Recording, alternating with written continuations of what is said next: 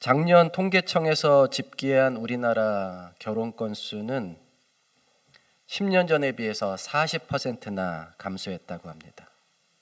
그러니까 작년 결혼한 커플이 19만 3,600쌍이었는데 10년 전인 2013년에는 32만 3천 쌍이었다는 거예요. 그만큼 감소폭이 얼마나 큰지 우리가 실감이 납니다. 결혼 정년기에 그 젊은이들에게 결혼에 대한 의식을 설문했습니다. 반드시 결혼해야 된다고 생각하는 비율은 15%에 불과했고, 하면 좋을 것 같다라고 생각하는 젊은이들은 35%, 해도 되고 안 해도 상관없다고 생각하는 젊은이는 43%에 달하는 것으로 밝혀졌습니다. 결혼을 기피하는 이유로는 경제적인 문제를 꼽았어요.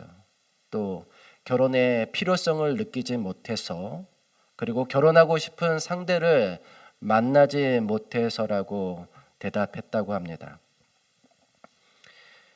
이 30대 중후반, 현재 30대 중후반의 미혼율을 조사해 보니까 1985년생 남성의 미혼율은 46.5%고 여성은 29.1%로 조사가 되었습니다.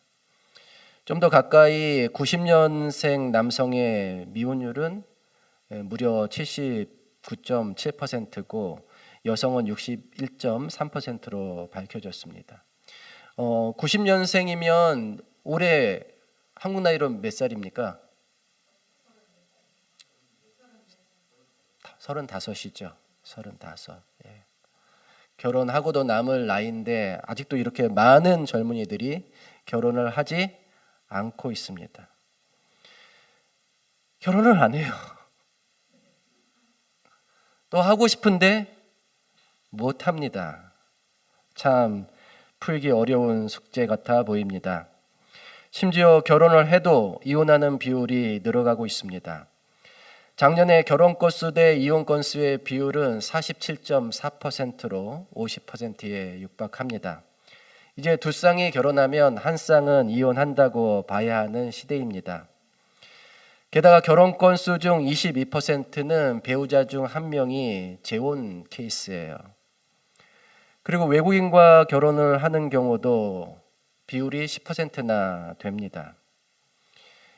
한국으로 결혼해오는 외국인 국적 1위는 여자는 베트남, 또 남자는 미국이었습니다.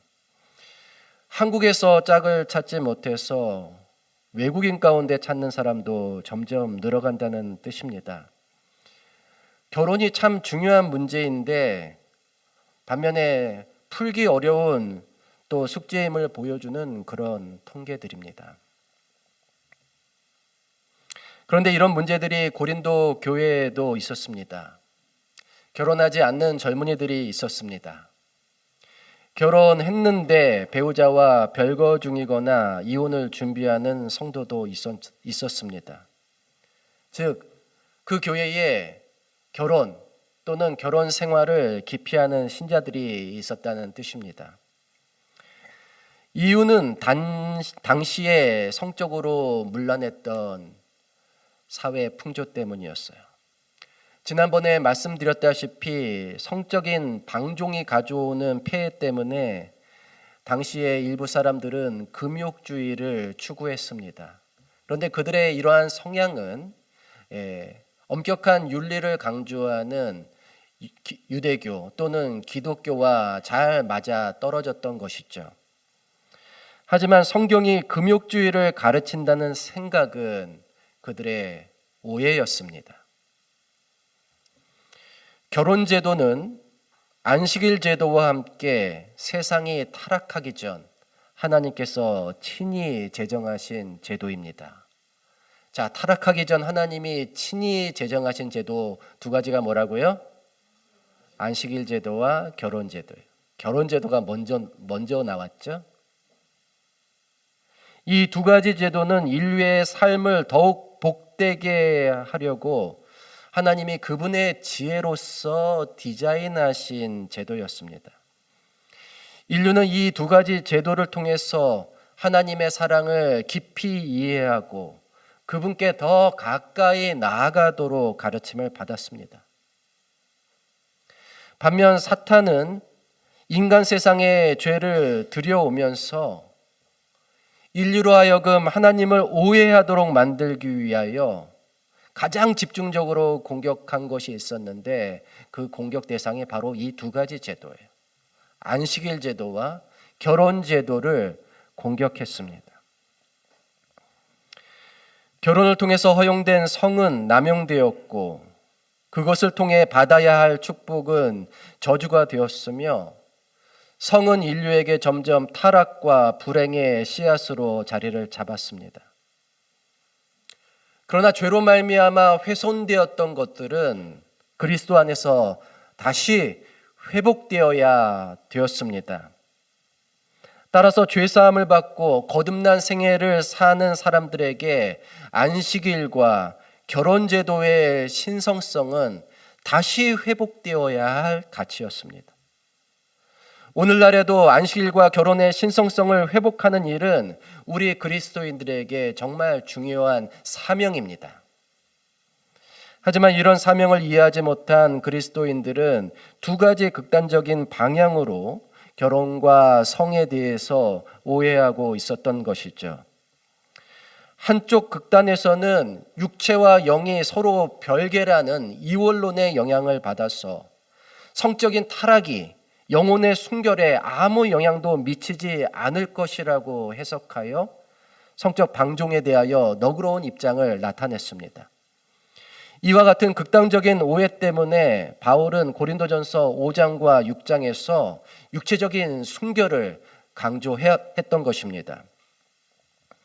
반면 반대쪽 극단에서는 육체가 기본적으로 악하다는 철학의 영향을 받아서 결혼과 성을 기피하는 것이 영혼의 순결을 유지하는 데 필수적이라고 하는 입장을 나타냈습니다. 오늘 우리가 살펴볼 고린도전서 7장은 바로 이러한 극단에 대한 바울의 답변이라고 할 수 있습니다. 고린도전서 7장 1절은 이렇게 시작합니다. 너희가 쓴 문제에 대하여 말하면 남자가 여자를 가까이 아니함이 좋으나, 남자가 여자와 가까이 하지 않는 것이 좋다라고 너희가 나에게 이렇게 썼지만, 이 말이에요. 자, 이 성경절은 고린도 교회의 지도자들이 바울에게 이 문제에 대해서 편지로 자문하였음을 암시합니다. 즉 그들은 음행의 문제를 차단하려면 남자와 여자가 서로 가까이 하지 않는 것이 좋지 않겠느냐라고 질문했던 것이죠. 그러나 바울은 음행의 문제를 차단하기 위해 더 안전한 방법을 제시합니다. 음행을 피하기 위하여 남자마다 자기 아내를 두고 여자마다 자기 남편을 두라. 자, 음행의 문제를 차단하기 위해서 가장 좋은 방법은 남자와 여자의 접촉을 원천 차단하는 것이 아니라 남자든 여자든 자기 배우자를 두고 사는 것이라고 말씀한 겁니다. 이 방법은 하나님이 결혼 제도를 마련하신 취지와도 일치하죠. 우리는 십계명 중 제1계명에서 여러 신이 아닌 한 분 하나님만을 섬기라고 요구받고 있습니다. 마찬가지로 우리가 한 남편 또 한 아내를 두어야 하는 이유도 우리의 삶에 유일신 신앙을 적용하기 위해서입니다. 이게 똑같은 맥락 속에 있는 거예요. 진정한 사랑은 하나이지 결코 갈리지 않는다고 하는 매우 중요한 가치가 여기에 녹아 있습니다. 성경은 결혼을 장려하며 일부 일처제를 가르칩니다. 성경이 가르치는 결혼은 우리를 타락으로부터 지켜주는 안전한 울타리 역할을 합니다. 그런데 우리의 결혼 관계가 안전한 울타리 역할을 하려면 그리스도인 부부가 고수해야 할 몇 가지 원칙이 있습니다. 저는 오늘 고린도전서 7장이 가르치는 세 가지의 원칙을 여러분에게 소개하고자 합니다. 그리스도인 부부가 안전한 결혼 생활을 유지하기 위해서 지켜야 할 첫 번째 원칙은 의무의 원칙입니다. 무슨 원칙이라고요? 의무의 원칙. 남편은 그 아내에 대한 의무를 다하고 아내도 그 남편에게 그렇게 할지라 아내는 자기 몸을 주장하지 못하고 오직 그 남편이 하며 남편도 그와 같이 자기 몸을 주장하지 못하고 오직 그 아내가 하나니 서로 분방하지 말라. 다만 기도할 틈을 얻기 위하여 합의상 얼마 동안은 하되 다시 합하라. 이는 너희가 절제 못함으로 말미암아 사탄이 너희를 시험하지 못하게 하려 함이라. 남편과 아내가 서로에게 의무를 다하여야 한다는 말씀이 여기 있습니다. 여기서 암시하는 부부의 첫 번째 의무는 성적인 의무입니다. 남편과 아내는 영적으로 또 정신적으로 그리고 육체적으로도 서로 단단하게 결합되어 있어야 합니다. 몸이 멀어지면 마음도 멀어진다는 말이 정말 부부관계에서도 진리입니다. 지난 시간에 말씀드렸던 것처럼 성경은 이 세계와 인간의 본질에 대해서 일원론을 가르치고 있어요. 그래서 우리가 하나님께 영광을 돌리되 우리의 몸으로도 영광을 돌려야 된다고 말씀하지 않으셨습니까? 마찬가지죠. 우리의 결혼관계도 영, 혼, 육 모든 측면에서 책임감 있는 연합과 친밀감 있는 사랑을 나타내야 합니다. 모든 측면에서. 물론 남편과 아내가 각 가정에서 담당하는 의무는 이것들 말고도 다양합니다. 전통적으로 남편은 아내와 자녀를 부양하기 위해서 일해야 하는 의무가 있습니다. 그러니까 돈을 벌어와야 하는 것이죠. 여자는 남편을 내조하며 자녀를 양육하기 위해서 일해야 하는 의무가 있습니다. 그러나 오늘날 이 역할은 어느 정도 조정되고 또 분담되고 있습니다. 아내도 일하여 가족을 부양해야 하고 남편도 가사와 육아를 공동으로 책임져야 합니다. 어쨌든 우리는 서로 해야 할 일이 있는 거예요. 예. 그게 의무입니다. 의무를 다할 때 부부관계는 안전한 울타리의 역할을 할 수가 있어요. 그러나 책임과 의무에 있어서 완전한 배우자란 있을 수 없습니다. 대신 우리는 사랑으로 서로를 이해하고 격려하며 부족한 점을 서로 채우기 위해 노력해야 합니다. 그런 노력에는 부부의 성도 포함이 되죠. 부부는 그렇게 서로를 돕고 채우며 섬기고 사랑하며 살아가도록 부르심을 받은 존재들입니다. 바울은 신앙의 이유, 즉 영적인 이유 때문에 부부가 분방을 하는 문제까지 다루었습니다. 그마저도 한 사람의 일방적인 선언으로 해서는 안 되고 서로 합의해야 한다고 했습니다. 그리고 그 기간이 길어서는 안 되며 짧은 기간 안에 다시 합치라고 권면하였습니다. 지금 분방하는 부부들 많죠?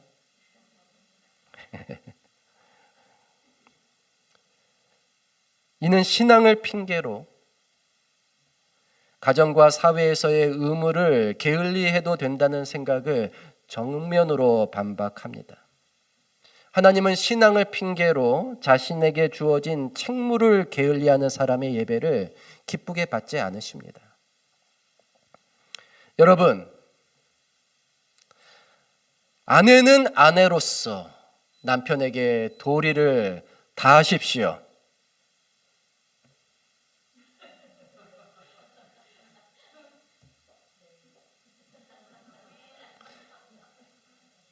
남편도 아내에게 할 도리를 다하시기 바랍니다.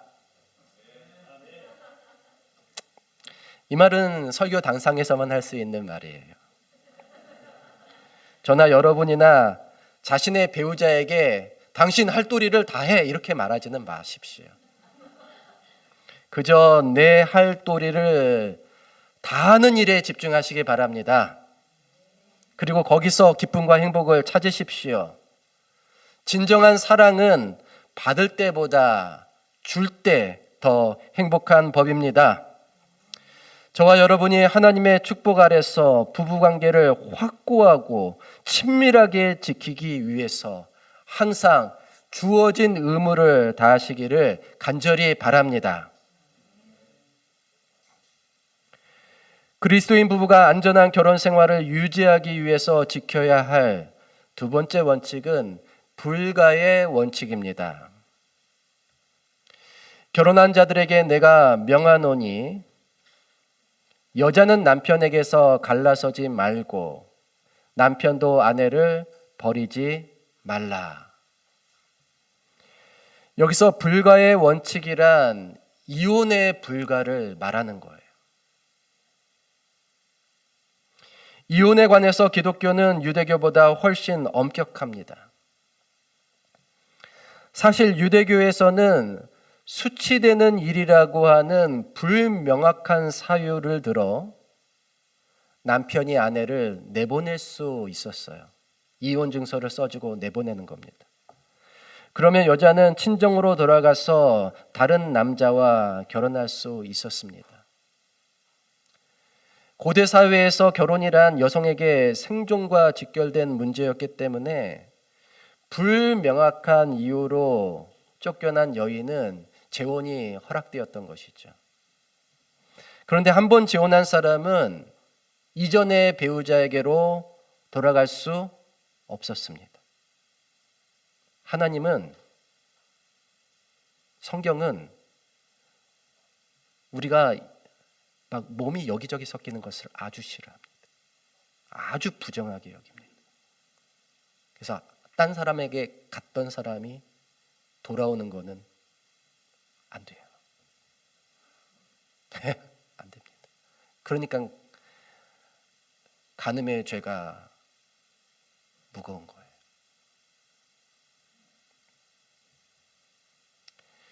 반면 그리스 로마 사회에서는 다양한 이유로 아내가 남편을 떠난 경우가 많았습니다.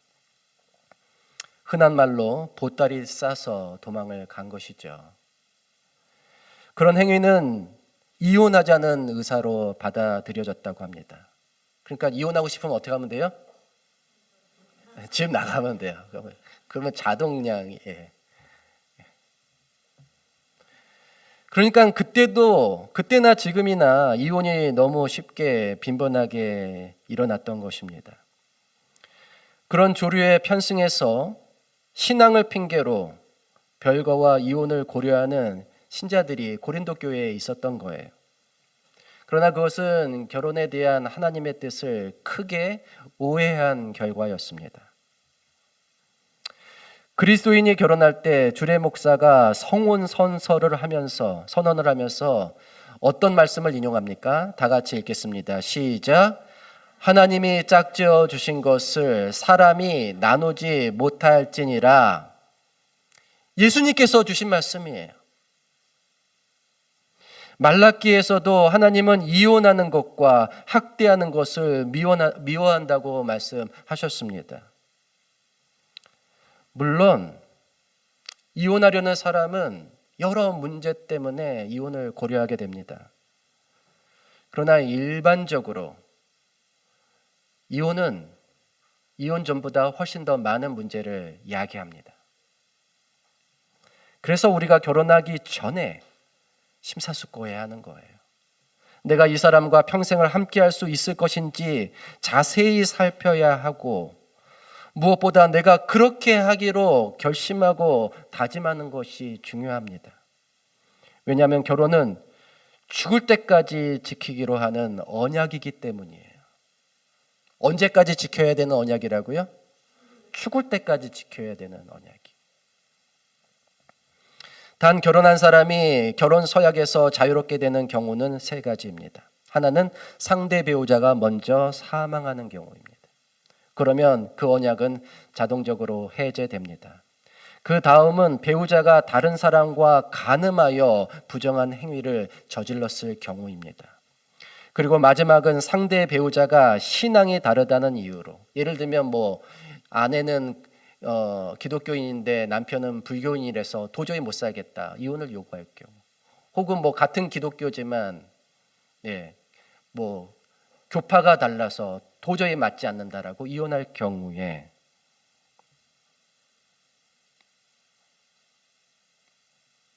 그 서약이 해제됩니다. 물론 신앙이 달라도 이혼할 생각이 없는 배우자와는 함께 살아야 합니다. 뭐 티격태격해도 이혼 얘기는 절대 꺼내지 않는다 그러면 살아야 돼. 또 상대가 간음을 했어도 내가 용서하고 참고 살겠다 하면 또 살 수 있습니다. 그렇게 하는 것은 하나님이 보여주신 큰 용서의 정신을 반영한다고 생각이 됩니다. 그러나 상대를 용납해야 하는 배우자 입장에서 그것은 견디기 힘든 고통의 연속일 수 있습니다. 그래서 재림성도의 가정에는 이런 권면이 있습니다. 7째 계명을 어긴 경우 유죄 당사자가 진정한 회개를 나타내지 않는다면 피해 당사자는 자신과 자녀들이 이혼으로 인해 더 나빠지지 않는 한 이혼할 수 있습니다. 만약 이혼으로 인해 자신과 자녀들이 더 나쁜 상황에 처하게 된다면 무죄 당사자가 남아있는 것이 죄가 된다는 성경 구절은 알지 못합니다. 그런 말은 없다는 얘기죠. 시간과 노력, 기도와 인내, 믿음과 경건한 삶이 개혁을 이룰 수 있습니다. 결혼 서약을 어기고 수치스러운 사랑의 불명예로 가득 찬 사람과 함께 사는 것은 영혼을 갉아먹는 암적인 고통입니다. 그러나 이혼은 평생 동안 마음에 상처를 남깁니다. 하나님께서 무죄 당사자를 불쌍히 여기시기를, 그래서 결혼은 신중히 고려되어야 합니다. 이래도 불행하고 저래도 고통스러운 것은 마찬가지인 것으로 보입니다. 그러나 어떤 선택을 하든 우리는 피해 당사자를 비난할 수 없습니다. 왜냐하면 하나님이 그에게 선택권을 주셨기 때문이에요. 하지만 이런 경우들이 아니라면 성경은 기본적으로 이혼을 반대하고 있습니다. 만약 폭력이나 학대와 같은 문제로 더 이상 함께 살 수 없는 여건이라면 재혼 없는 별거를 선택하는 것이 차선책인 듯이 보입니다.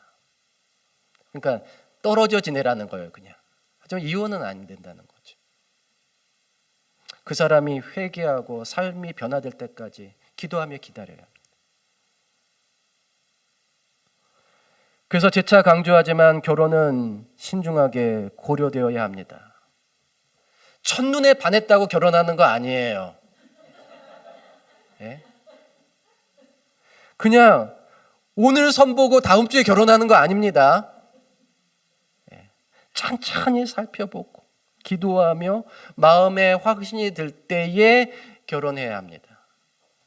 무엇보다 상대가 거듭난 사람인지를 확인해야 합니다. 상대가 어떤 사람이어야 한다고요? 거듭난 사람. 상대가 자기 본성대로 사는 사람이라면 그와 함께 사는 동안 수많은 고통을 감수해야 할 것입니다. 똑같아요. 모든 인간들은 똑같습니다. 본성대로 사는 사람은 고통을 주게 돼 있어요. 그러나 그리스도와 함께 십자가에서 자아를 죽이고 그리스도의 성품을 담고자 하는 소망을 가지고 사는 사람이라면 비록 흠이 없을 수는 없지만 그런 사람과는 서로 의지하고 격려하며 살아가기에 충분합니다. 거듭난 사람.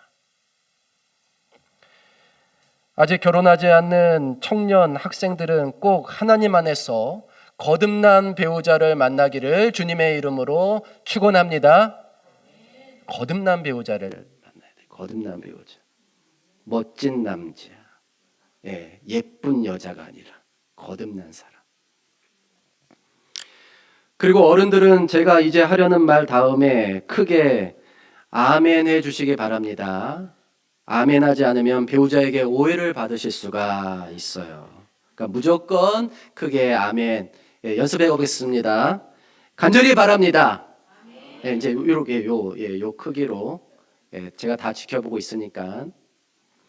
자, 우리 중 이미 결혼한 부부는 하나님이 주신 짝을 버리지 않고 그를 끝까지 사랑하며 지키겠노라고 다시 서약하며 그 약속을 죽을 때까지 지키시기를 간절히 바랍니다.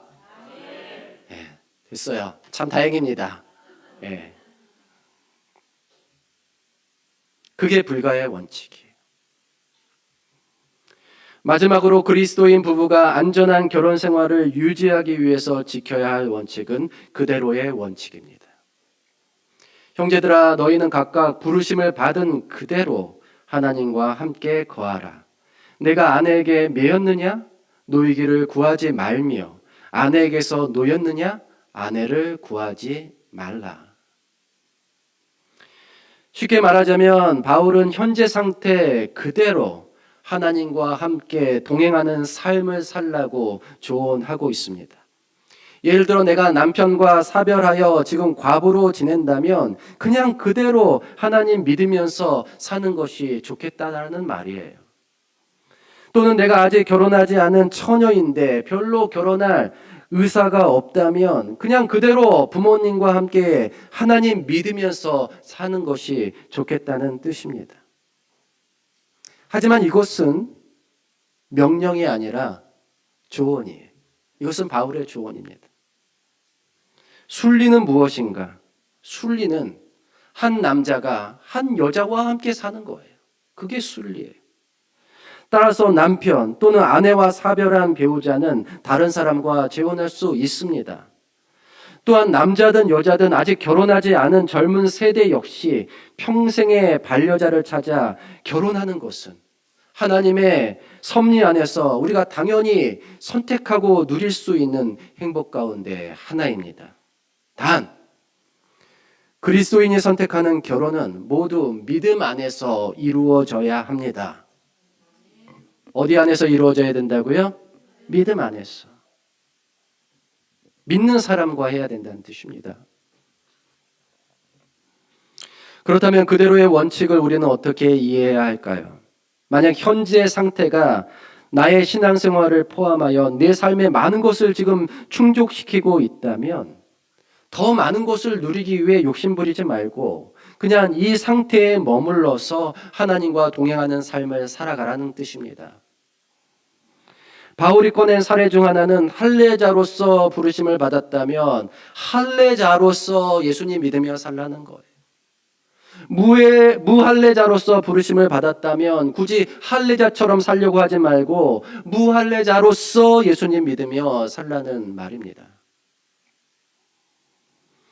여러분, 우리가 어떤 상황에서 어떤 조건에서 부르심을 받았든지 하나님은 믿음으로 말미암아 우리의 삶을 은혜와 기쁨으로 충만하게 채우시고 우리를 공의와 사랑의 길로 인도해 주십니다. 그것을 믿으십니까? 이 상황에서 살더라도 말입니다.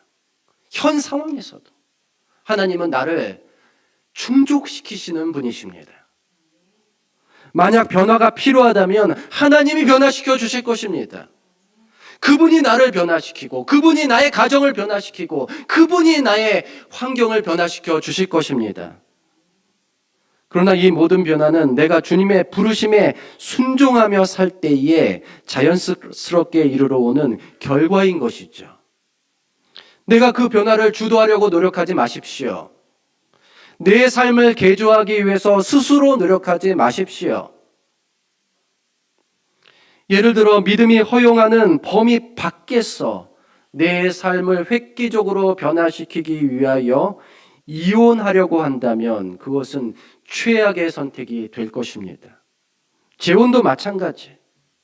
하나님이 기뻐하지 않으시는 결혼도 마찬가지입니다.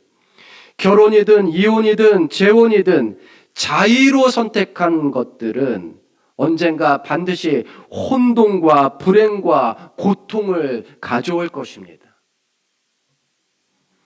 우리가 최선의 선택을 하려면 부르심에 따라 그대로 지내는 것이 좋습니다.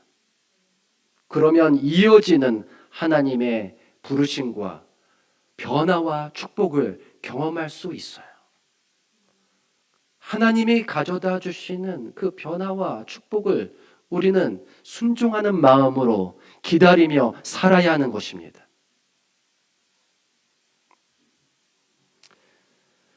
지난 추석 연휴 기간 저희 교회 화요일 기도 모임 때 우리는 교회에서 기독교 영화 한 편을 감상했습니다. 콜링이라고 하는 한국 영화였는데요. 콜링은 우리말로 하면 부르심이잖아요.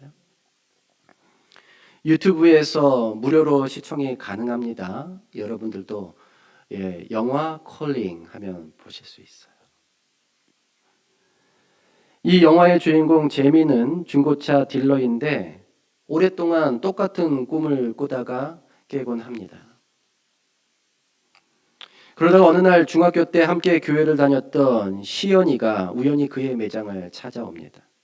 시연은 제민의 첫사랑이었고 제민은 그녀에게 여전한 매력을 느낍니다. 하지만 그녀는 동남아시아에서 선교사로 사역하다가 잠시 한국에 들려서 어머니에게 중고차를 사들인 다음에 얼마 후 다시 선교지로 떠나야 하는 상황이었어요. 제미는 그녀가 결혼했는지를 묻습니다. 그러나 그녀는 아직 결혼하지 않았고 함께 선교지에서 사역할 배우자를 달라고 기도하는 중이라고 얘기합니다. 제미는 시연이와 결혼하기 위해서 선교사가 돼볼까 고민을 시작하죠. 하지만 이 문제로 아는 권사님을 찾아가 상담했더니 그 권사님은 제민이가 사역을 핑계로 하나님의 뜻이 아닌 자신의 뜻을 이루려는 것은 잘못이라고 충고합니다. 결국 제민은 시연이에게 고백하지 못했고 시연도 말없이 선교지로 떠나버립니다. 그 후로 제민은 자신의 삶을 진지하게 돌아보고 내 삶에 대한 하나님의 뜻이 무엇인지 알기 위해 기도합니다. 그러자 하나님의 부르심이 점점 예민하게 느껴졌습니다.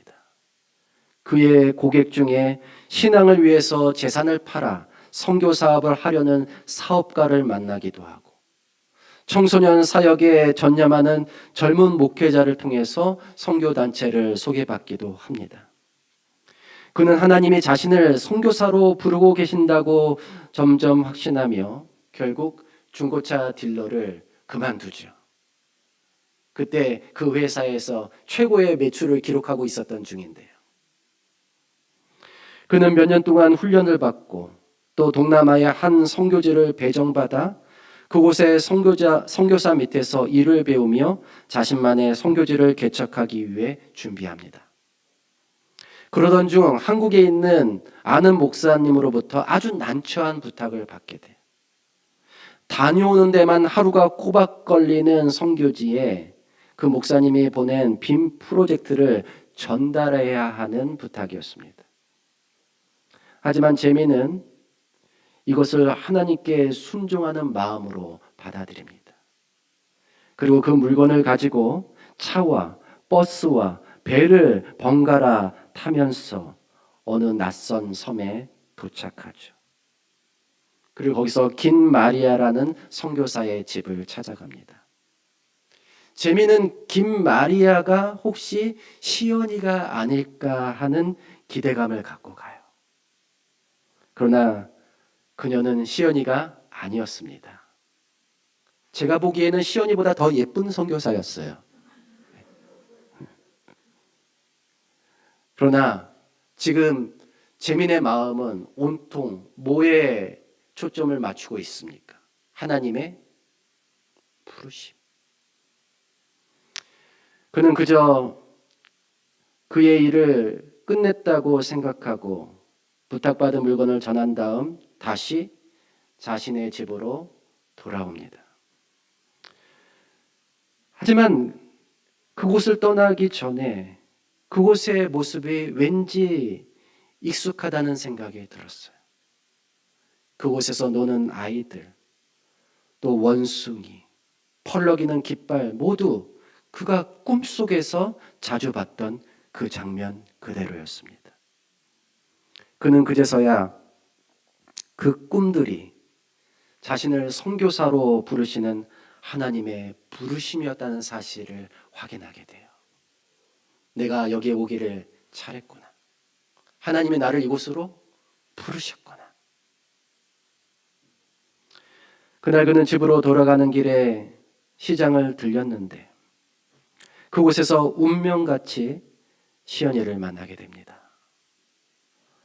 그들은 서로에 대해서 관심이 있었지만 고백하지 못하고 그저 기도하며 하나님의 인도하심을 구했는데 각각 선교사라고 하는 부르심에 순종하는 삶을 살다가 선교지에서 운명처럼 마주쳤던 것입니다.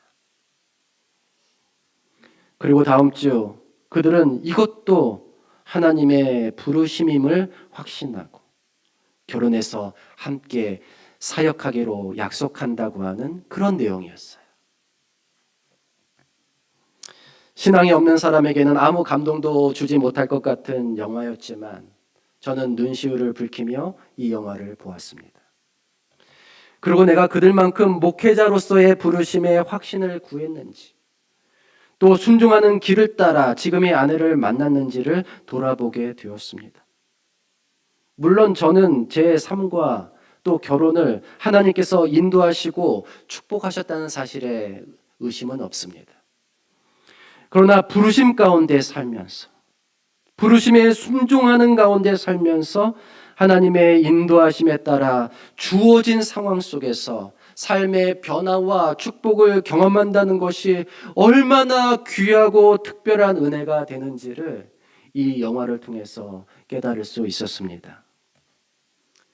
여러분, 우리 모두 부르심에 순종합시다. 그리고 우리가 순종하는 동안 하나님께서 허락하시는 아름다운 변화와 풍성한 축복을 경험할 수 있는 저와 여러분이 되기를 간절히 바라며 말씀을 마치겠습니다.